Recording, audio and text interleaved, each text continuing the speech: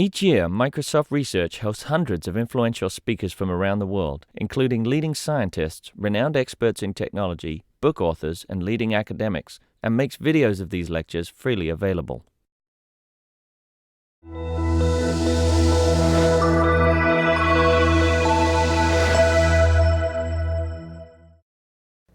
Thanks so much for coming. My name is Amy Draves, and I'm really pleased today to welcome the founder of Seattle's own Theo Chocolate, Joe Winnie, and his lead chocolatier, Steve Popplewell, to the Microsoft Research Visiting Speaker Series. They are here to discuss the company and their recent cookbook. It's a fascinating story of how North America's first organic and fair trade chocolate factory came to be and why they're so passionate about how their chocolate is made. Please join me in giving him a very warm welcome.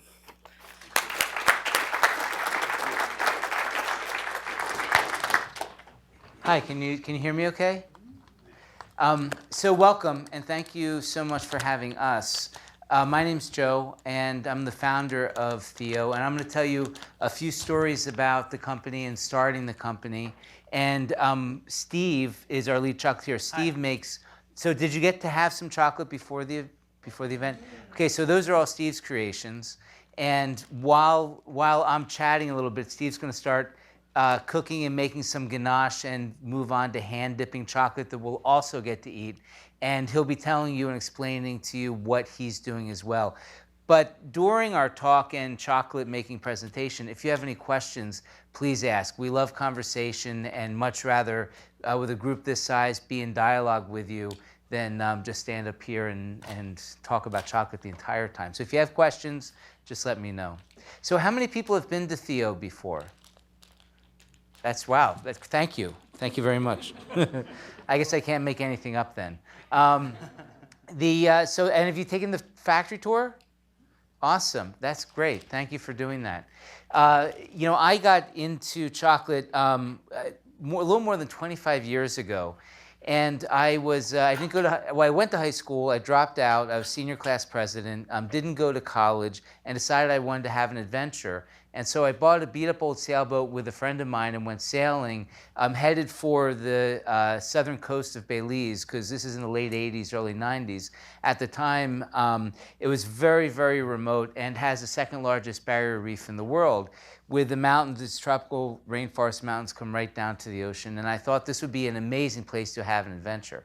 So off we went, and after sailing around the islands, and the boat had no motor, no electronics, we were literally navigating by the stars as best as we could. The fact that we lived through all of that was really the feat of that time in my life. But I fell in love with that part of the world. And so I volunteered for a small conservation foundation that was doing two things. They were collecting plants from that part of the rainforest because it was threatened by logging concessions.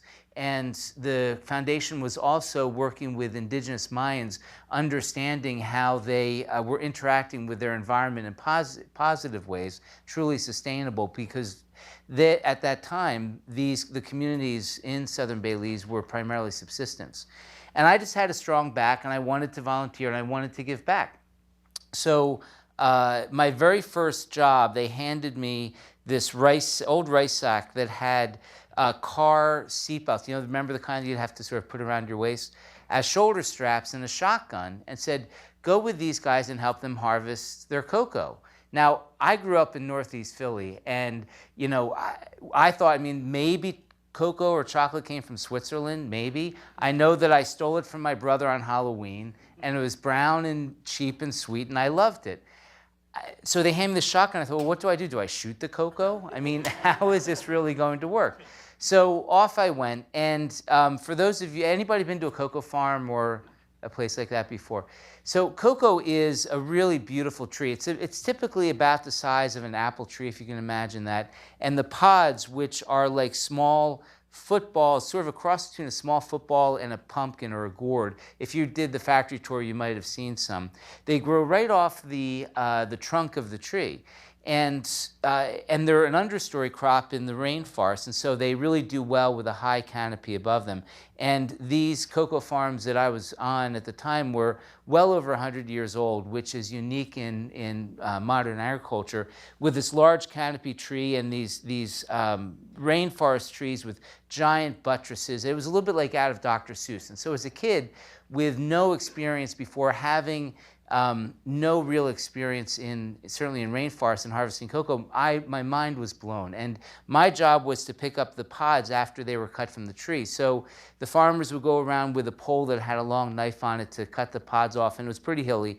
And the pods would just roll everywhere. And so I was running around as fast as I could to gather up these pods, and I went to reach for one, and there was this huge snake that just went right by where my hand was.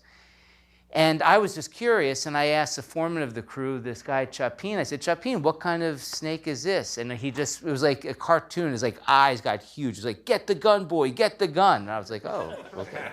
Now I know what the gun was for, finally.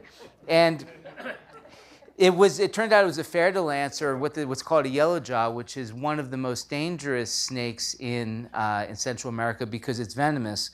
But it hunts in pairs. It's territorial, and it's very aggressive. Most snakes that I've encountered in the rainforest, and I've traveled throughout Latin America and Africa, they don't care about you. These snakes are very aggressive. So harvesting cocoa turned into this venture, and I had no idea what really went into a chocolate bar at this time. The economic reality of the farmers was increasingly poor over the course of 3 years of doing this work. As the cash economy encroached, what I saw were these same farmers who were subsistence and knew how to work with their environment in incredibly positive ways were starting to make decisions that were not in the interest of their landscape, but certainly interested in getting as much cash as quickly as they could. And those decisions had a negative impact that was amazing to see. And so I thought, well, if they could just make a little bit more money for their crop and grow it in a sustainable way, then they could afford health care for their family, they could afford the school fees that they now had, the environment would be healthy, everything would be fine. And this was around 1991, 92. And at the time, the entire organic food market was about $1 billion. And I thought, well, that's huge. Everyone's going to want organic chocolate. And so I contacted all the chocolate manufacturers. One of them said, we're interested. I brought in the first container of organic cocoa beans into North America in 1994, and through the 90s grew this business by developing raw material supply of cocoa beans and selling chocolate to other brands like Newman's Own, Cascadian Farm, and Whole Foods, and a wide variety of others. By the way, Steve, how are we doing? Oh, good. Yeah? What will you be doing first? I'm just curious. I'm going to demonstrate how to make a mint ganache and then how to hand dip them in chocolate. And we're going to eat those, right? We're going to eat them. All right. Yeah. Okay.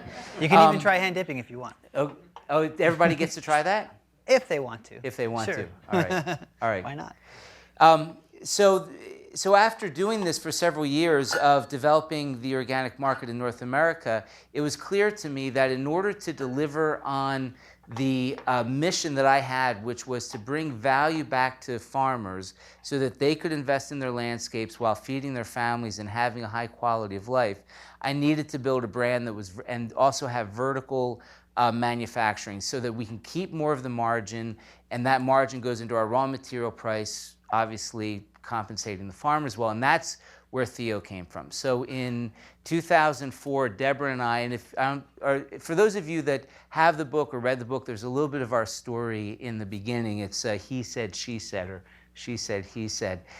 Deborah, who couldn't make it today, and she is sorry, she wasn't feeling well.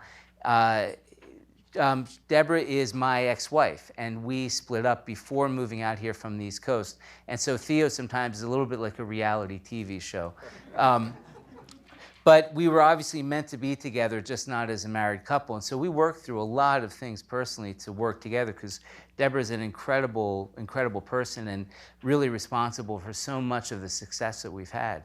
And so in that book, we tell the story about what we went through to sort of our paths kind of joining and then moving to Seattle to create to create Theo. And as mentioned at the beginning, we are the first organic and fair trade chocolate maker, bean to bar, in the country. And this concept of bean to bar is kind of important to us. It's used oftentimes to sort of describe chocolate maker or manufacturer who really is handling the raw material so that you can trust where that's coming from. For us, that model is important because of the economics of it, right? I mean, for those of you that have an interest in food economics or sustainable agriculture, really the driver for the decisions that farmers make is often the economic pressure that they have, the downward pressure on price typically. And if we have control over that, then we're in a better position to create the change that we want to create. So fast forward to 2009. So we started in 2005, made our first chocolate for sale in February of 2006. So it's our 10-year anniversary this year, which is one of the reasons why we wanted to do the book. And 2009, I made my first trip to the Eastern Congo, Eastern Democratic Republic of Congo. And for those of you that don't know, Eastern Congo is a site of the worst humanitarian tragedy since World War II. More than 5 million people killed because of war and disease, and it's consistently at the bottom of any economic indicators. It's one of the worst countries to be in if you're a woman. Rape is something that's used as a form of intimidation, and there's a lot of challenges, and you can imagine that this is not a place that most businesses will go and choose to source half of their raw material supply. Today, more than half of our cocoa is coming from Eastern Congo. And the reason that Eastern Congo is so important to us, not only is the quality of the cocoa fabulous, but the impact that we're having there is dramatic. So from our first visit in late 2009 until today, we're now contracting for more than 850 tons of cocoa a year, which is impacting more than 5,000 families. And Theo, it's interesting to me, and I realize I should step back. Chocolate is, for those of you that don't know, the supply chain of chocolate has been a very, very difficult one for most of the farmers growing cocoa. And you can tell what my orientation is. I mean, this is the world that I've come from, working in this environment for more than 25 years. But the economic devastation, social devastation that the cocoa industry has had, especially on cocoa farmers in West Africa, is so incongruous to me, because this is a raw material that's used to make something that we share with people we love, right? We give this as a form of celebration. It's one of the most beautiful foods, as Steve will be demonstrating very shortly, that I think is made on the planet today.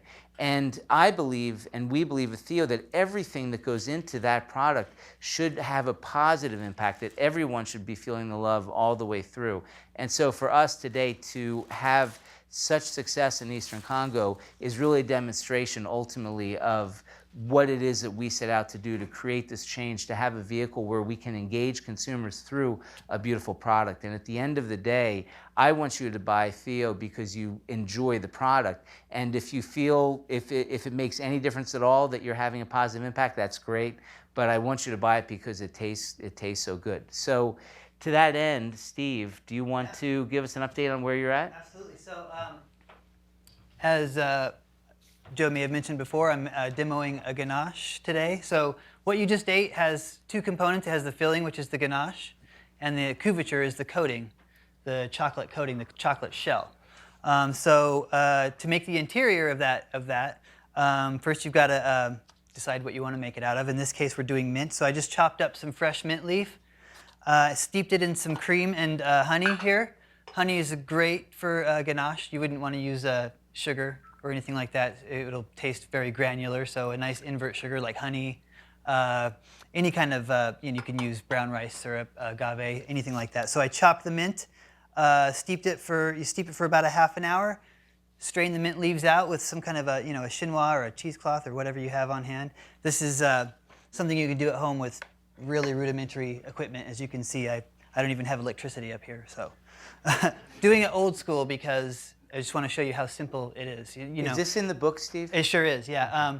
There might be some different equipment that's in the book, but this is like the most basic. So now that I've strained out my mint leaves, I have mint-flavored cream here, cream and honey. I'm going to heat this up to just a bare simmer. Okay. The thing about ganache is if you get your cream too hot, it's going to separate. It's going to be a separated mess. If anyone has ever made a ganache, because it has a lot of butter, has a lot of fat, and all that fat and butter doesn't like combining with the chocolate. It doesn't want to stay in place. So the butter will just kind of float to the surface if you don't. If you get your cream too hot. So if you're using a probe thermometer, 145 degrees is perfect. If you can get your cream and honey to 145 degrees Fahrenheit, that's just hot enough to melt out your chopped chocolate, but not so hot that it's going to throw it out of temper, okay? Does that make sense? And I'll go over what that means, tempering, if anyone's not familiar with that term. So I've got it to about that. I don't have a thermometer up here, but I'm going to do it, like I said, I'm going to do it old school, just to a bare simmer if you don't have a thermometer. Really easy. Pour it over your chopped chocolate. This is actually milk and dark chocolate. It's similar to the recipe that's in the book. Okay. I'm going to stir that around. I'm actually going to whisk it. Now, you can, it's actually a lot easier if you have a really nice handheld immersion blender that you would use for salad dressing or something like that. This is kind of an industrial one, but they sell smaller ones that you can use. And if anyone has any questions, shout it out. Totally fine. But I'm going to use a whisk. You can do that too. Again, not using electricity today, just going for it. So I'm just going to whisk that. Okay. And it looks like I may not have got my cream hot enough, but that's totally fine. Do a little troubleshooting here. So since I'm not using a probe thermometer, this is a thing that you might run into. You can just dump a little back into your pot. And you may not even have to turn the heat on, okay? You might just have enough residual heat in your pot already. The temperature is very, very, very, very important when you're making ganache. It's the most important thing. If your temperature is too low, you're going to have issues. If it's too hot, you're going to have separation issues. The butter is going to separate out. The cream's going to separate out. It's going to look like just a broken mess, like a salad dressing when the oil and everything separates out, right? It's kind of like that. So I'm going to stir that around a little bit, get it nice and hot, or warm, I should say. So it's important to chop your chocolate.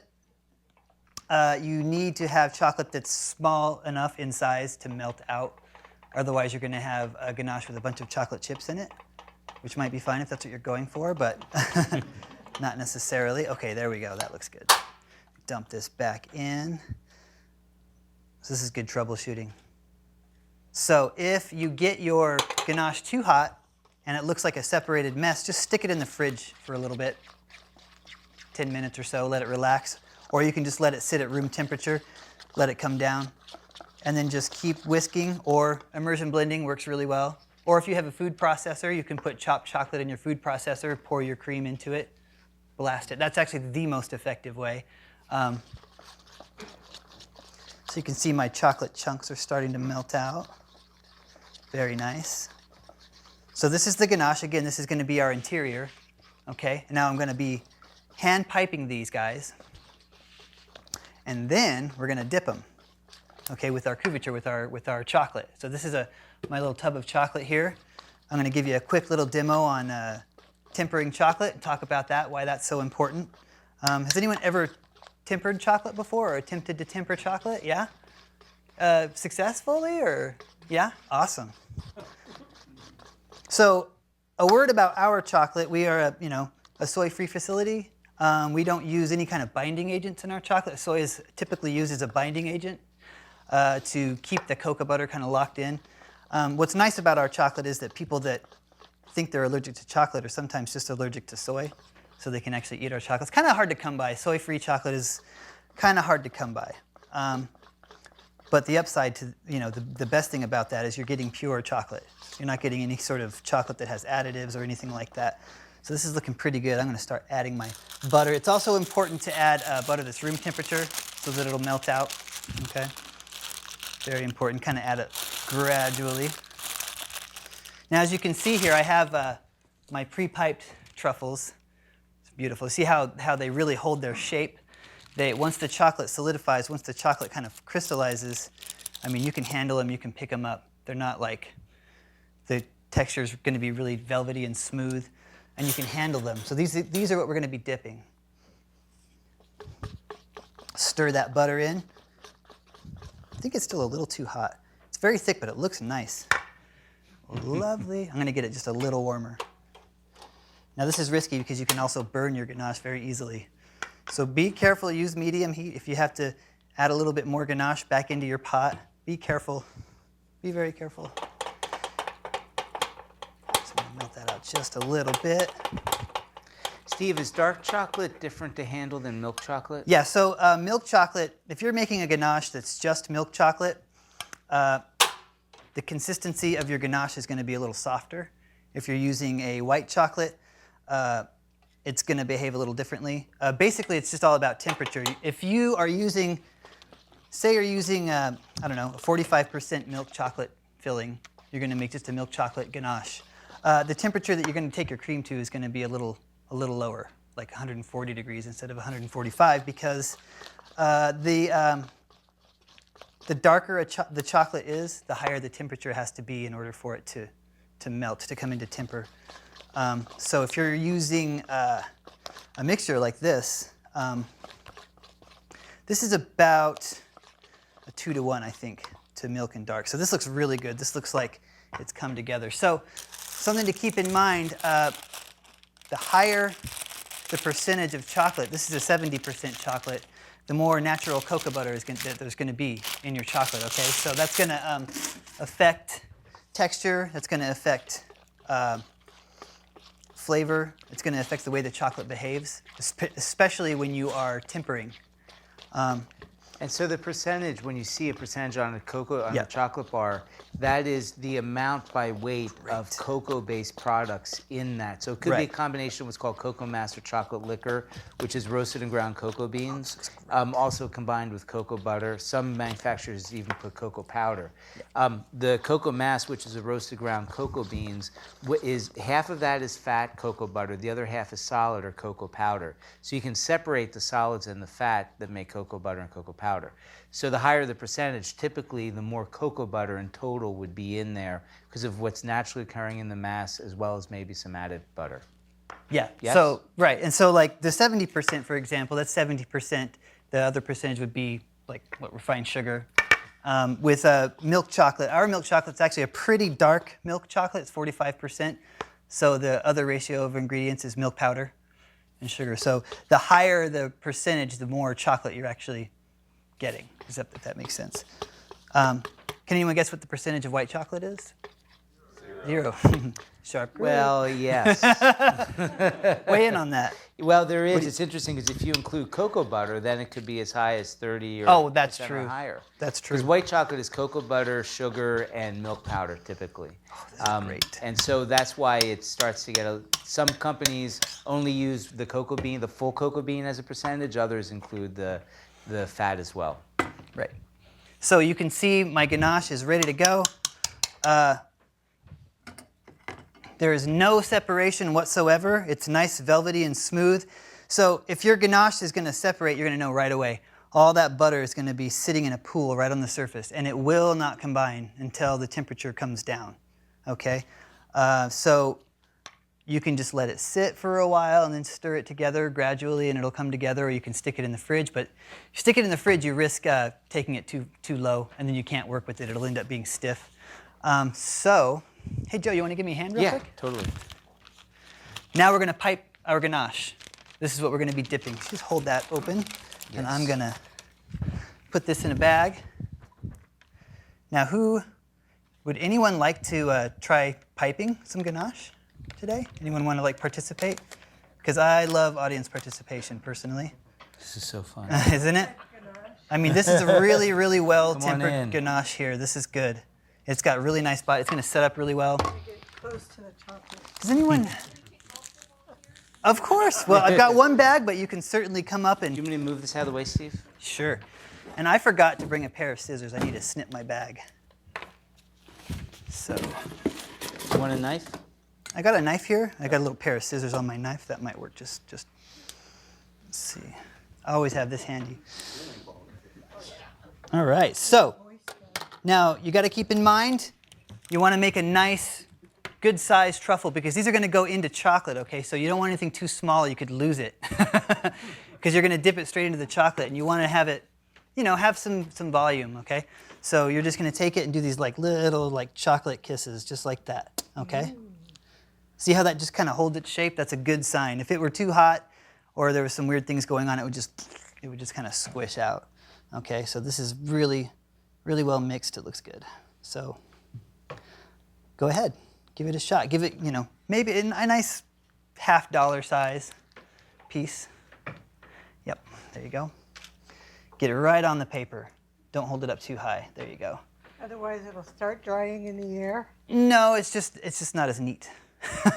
It's not as clean. So you can just set it like down on the paper and kind of let it. There you go. That's good. See how it kind of holds its shape a little better? You don't get these little squigglies. Yeah, Somebody good. else have? Yeah, go ahead. We've got plenty to try here. Bravo. Nice. Very good. Okay, so this is just a trick to get people to do my work for me, by the way. So, no. Kidding. So the next step after you've successfully made a ganache, you ideally would like these to kind of set overnight to fully crystallize, okay? They're going to be soft for quite a while. You could set them in the fridge for a little while. If you do refrigerate them, and you're not going to let them set at room temperature, if you do refrigerate them, let them come back up to room temperature before you dip, or the couverture is going to crack. If your ganache is too cold, the chocolate will just contract and it'll crack. They're still perfectly edible, but they might not last as long. They might not look as pretty. Just something to keep in mind. Any kind of temperature difference is going to cause issues with your couverture, your coating. Did you get the height, or I don't? Oh, that's fine. That's totally fine. I was talking like you wouldn't want a chocolate chip size piece. Do you know what I mean? Yeah. So that's good. Yeah. Great. Anyone else? Yeah. Do it. That looks good. Yeah. Okay. Now I have my 70%. Now this is just straight up chocolate. This is going to be our couverture. This is going to be our coating. This is what we're going to be dipping with. Does that make sense? This is not a ganache. This is just 70% chocolate. Okay? So I'm going to be tempering my chocolate today on this little granite slab that I brought from home. That anybody, if you don't have granite tabletops at home, just go out to like a stone yard and get yourself a granite slab. It is awesome to have this at home. I mean, it's great. You can really impress people too. Would soapstone work? Soapstone is, yeah, I mean, that should be fine. As long as it has a polished surface. Soapstone won't stay as cold, but it would probably work. It's a softer stone, so you might risk breaking pieces of it off, but probably be fine. What's that? What about gloss surfaces? Gloss surfaces? Glass? Oh, glass. I've never tempered on glass. I don't know. My instinct would say that it wouldn't work too well. Glass. The reason why marble and granite works so well is it kind of maintains a cold temperature, ambient temperature of the room.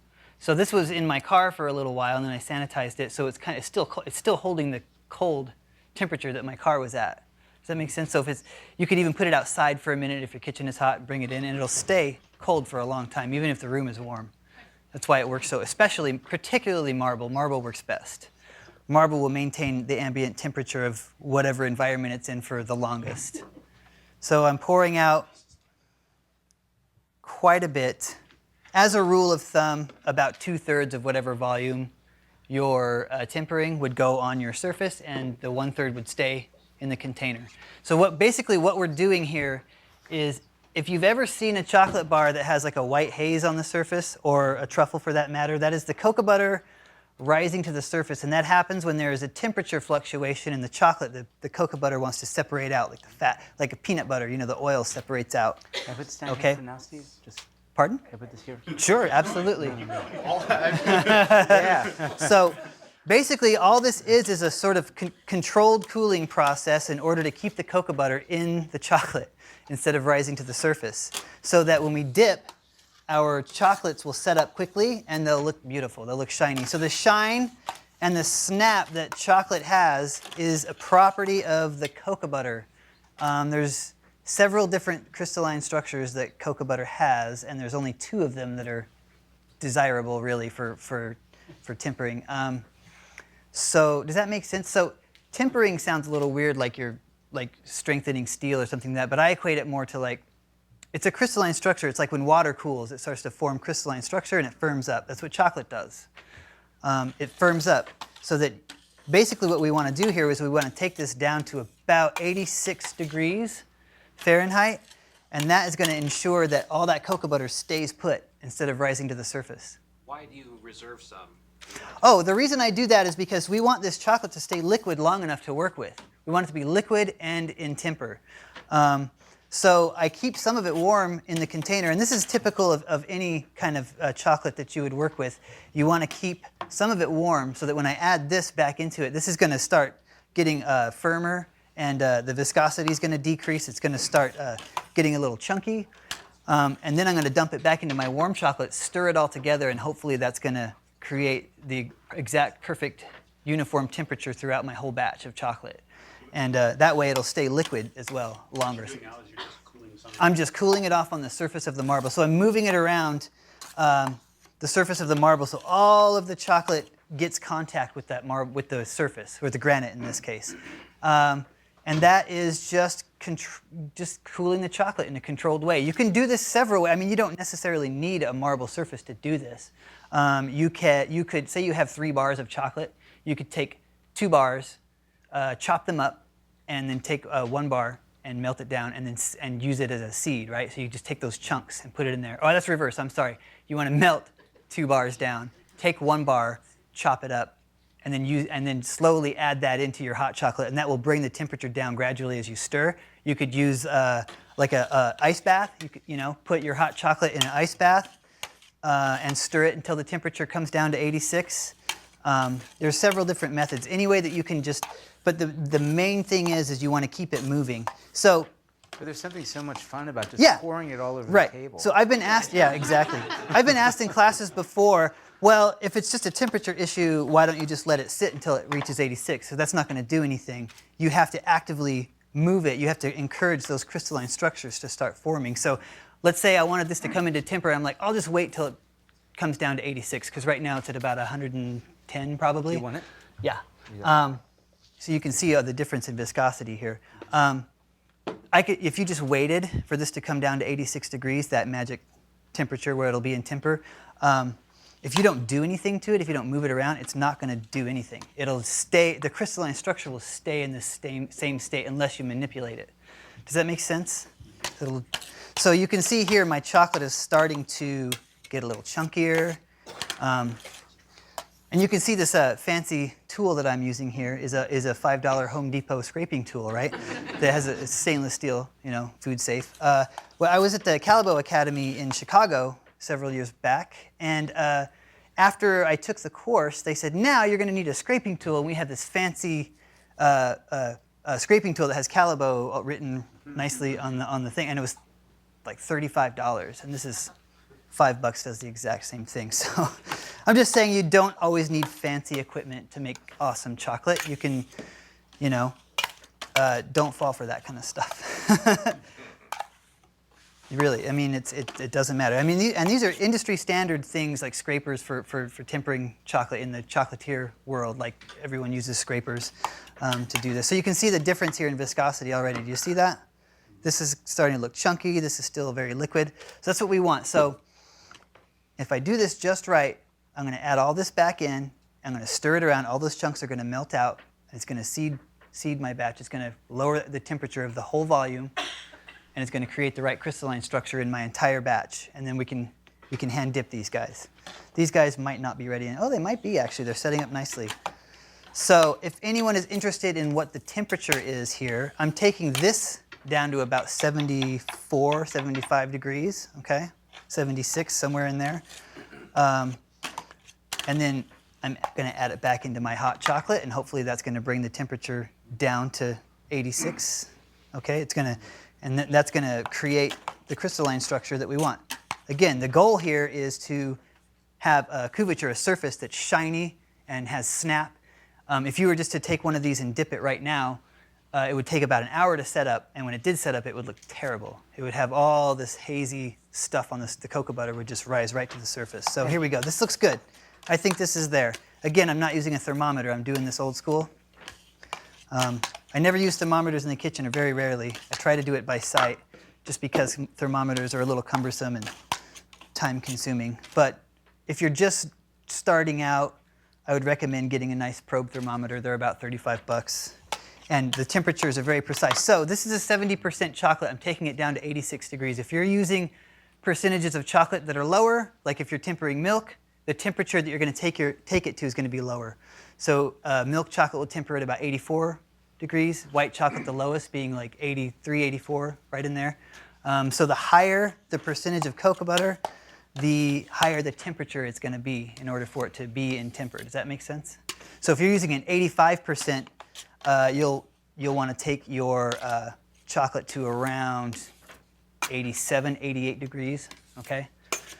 And also in the book, we do talk a lot about chocolate baking and Yes. some of this technical information because There's a lot. It's a lot. It is, and Yeah. you can see that Steve does this naturally and is an amazing chocolatier. Thank you. But once you have those principles, it's not that hard to do, and it's fun to play with and Yeah. experiment with, right? Yeah, definitely. You just got to understand the concept. It's just like, like I was explaining, like peanut butter and things like that. The peanut oil likes to separate out. Like the oils don't like to stay combined, and chocolate's no different. It's just the fat of the bean. That's the cocoa butter. It wants to come out, so you have to control and manipulate it in order to keep it in. Otherwise, you're going to have a gritty, not very good tasting couverture chocolate. So the ones we had for samples earlier, they're all like perfect squares. I assume the ganache goes in a mold or? No, they don't. Well, yeah, actually, that's true. They do go in a sort of a frame mold. It's not technically like a chocolate mold. They're like stainless steel frames, and they're about an inch high, so that we can just kind of put the ganache in, and we use like a scraping tool, and it's all the same height. You can do that at home. You could take, instead of piping like we just did here, pour your ganache all into a tray, take an offset spatula, and just kind of smooth it all out, and then cut them by hand into whatever shape you like. You could even use cookie cutters and do different shapes, things like that. You can do the sky's the limit. Really. It's fun to watch in the kitchen when those ganaches Oh, are this is made. great. They're put into a frame, and then there's a guitar, which are these very thin wires that cut it exactly into those shapes. It's fun. This chocolate is now in temper, okay? So now, great, thank you. I'm going to bring some of this down here. I'm going to give a quick little dipping demo. If anybody would like to try dipping, I would highly recommend it. So now that my chocolate is in temper, it's going to set up. Once I start coating these, it'll set up very quickly, within 30 seconds to a minute. Okay, and a good way to test that, just very quickly. So when I first started, I should have done this before, but you can take a little piece of parchment paper to test the temper, dip it in there like that, and if your chocolate is really hot, it'll take hours to set up, even that little piece. Now that this is in temper, it's going to set up within, I would say, 30 seconds. It's going to become rigid and solid, okay? And that's a great test. Or you can just kind of put it on your lip. If it feels cool on your lip, chances are it's good, because your lip is like the thinnest skin. It's the most sensitive to temperature, right? That's how the French do it. Or you can just eat it and not worry about the Yeah, that's true. Yeah. So this looks ready to go. And also you can kind of tell just by looking at it, the viscosity is a lot lower, meaning that it's just thicker looking. It just looks thicker. Yeah. I'm confident that this is ready to go. So what we're going to do now is I have some dipping forks up here. I have a few that you guys can use. I'm going to put them down here. I'm going to do a quick little demo here. I'll take my little truffle, my little interior. Now you can mold this into a different shape if you like. If you want it to be a little bit more round, you can just kind of do that. Another fun thing that you can do is you can buy like silicone ice tray molds, the silicone ones that are floppy, and you can pipe ganache into those and stick them in the fridge, and then you'll have like perfectly round. They have ones that are like little round circles, right? And they'll make them perfectly shaped. That's a fun thing. I do that in my classes at Theo sometimes. Yeah, this is setting up already. So I'm going to toss it in, roll it around a bit. Okay, pull that out. Now that exterior is going to set up pretty quickly. Okay, I mean really quick. I mean less than a minute, like I said, and then it'll be ready to eat. I mean ideally you'd want it to sit for a couple hours for the chocolate to fully crystallize. And there you go. Roll it off with your finger. You can decorate it if you like. You can put maybe candy some mint leaves and sprinkle it on there. Whatever you want to do, you can make little patterns with your dipping fork. Sky's the limit. Yeah, that looks good. So if anyone would like to come up, do a little hand dipping. How do you want to set that up, Steve? Do you Right wanna- down here. Should I put this down here? Sure. And I'll be right here too to help out. This is going to be messy. Is that okay? We're going to get this table a little messy. All right. Yeah, you can just come up. These are a little too soft yet. Put these back.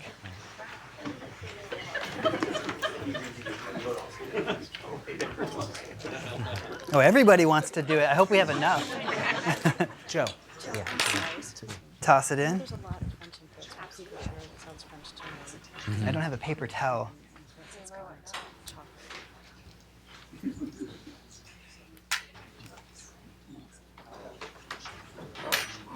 There you go. Give it a little shake. There you go. And just throw it right on the tray.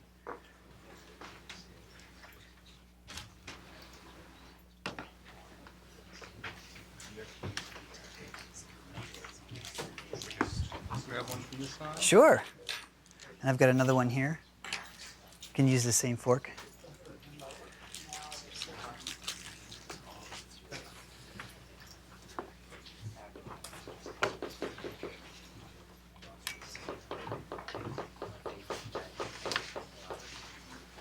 Wonderful. Now let me see your dipping fork there. I'm gonna wipe that off. Nice.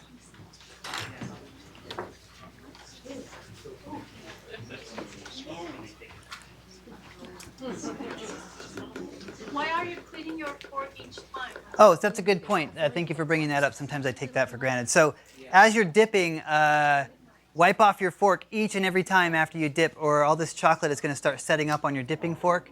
And then the next one that you dip won't come off. It'll adhere to that chocolate. So each and every time, wipe it off. Required, or is there something we usually have in the kitchen that we can? Oh, forks work too. Just regular old forks. Regular old Yeah, they work great. All right, it's setting up. Great. See that? It's the first one that was dipped is already starting to solidify. So these should be ready to eat in a few minutes. How are we doing on time? We're good? Okay. Got it. Oh, it's a little two-pronged one. So guys, since we've moved into demo mode, we're actually going to shut down the filming. So if we could just say thank you to Joe and to Steve for the presentation. All right.